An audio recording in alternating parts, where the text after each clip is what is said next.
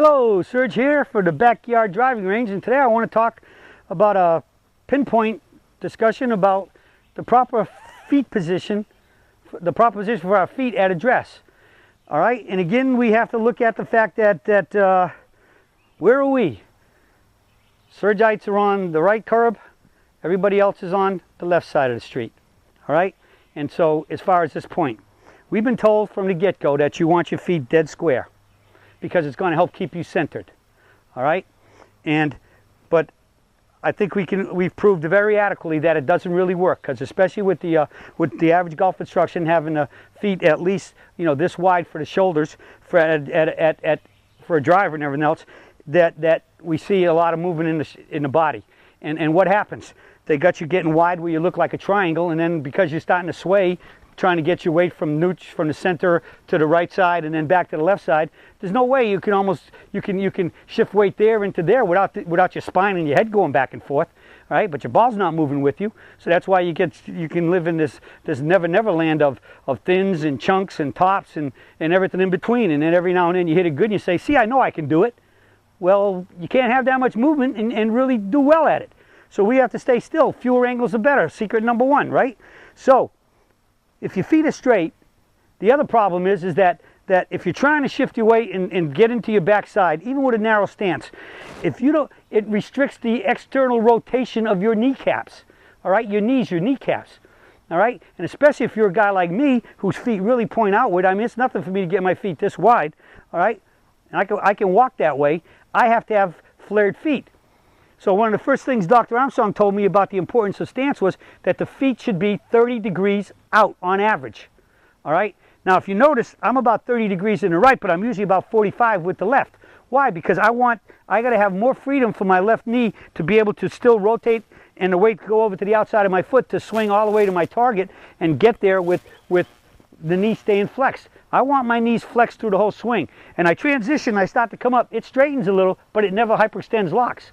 And how many players we know, Tiger Woods being the most predominant one, the most noticeable, and the one who said it the most, he starts his downswing by just snapping his left knee locked. And how many times have you heard me say, that's why he's got bad knees and bad ankles and bad hip and bad backs and everything else. And every time he went to got it fixed, and I saw him doing it again, I said, it's coming back.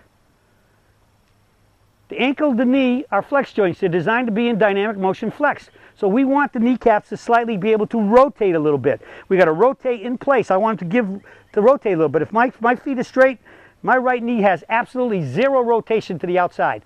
All it does at that point, the second I put any turn into it, it's locked up, and all that's going to happen, if I keep doing it, I'm getting one wicked pain like somebody just pounded a nail with a hammer right into my kneecap right there. And what's it doing at that? Now, my leg's straightening up. I can't even make that subtle little turn and load into the right side I'd like to make, and it's pushing me forward. All right, so then they say, okay, we'll cock your knee in so that don't happen. Now it pushes you forward the other way even more. So you have to have a little bit of external rotation. But the problem with this too, the double problem with this is, if this locks up and I'm trying to make this thing move a little bit, then I tend to move it too much, and look what I got. My knees are pistoning. My knees and legs are pistoning. And so boom and boom, for every action is a reaction. So how much you see my spine and head doing? I mean, I'm like playing golf with a pogo stick here. So we got to keep the knees level. They're levelers and stabilizers. All right. You got to flare them a little bit, so we got a little bit of rotation. But this is it. They both turn together this way, then they both go together that way. They're not pistoning against each other. They're not going this way. They're going to both turn a little this way and then that way. So there's a little bit of external rotation both ways, but it's just a little. But that's all we need is a little. All right, because our backswing is a limited turn backswing, and we stay stable and put till impact, and then from there, then we swing up and stand up. But we're swinging in a much tighter amount of lateral motion than all the other players in the world. That's why the peak performance golf swing works, because we stay stable to the ball. All right, so it starts with the flared feet. The feet have to be flared so that the knees can add that little bit of external rotation, each rotating a little to the back, right in the backswing for a right-hander, and then left. Naturally, it'll be left-right if you're a lefty.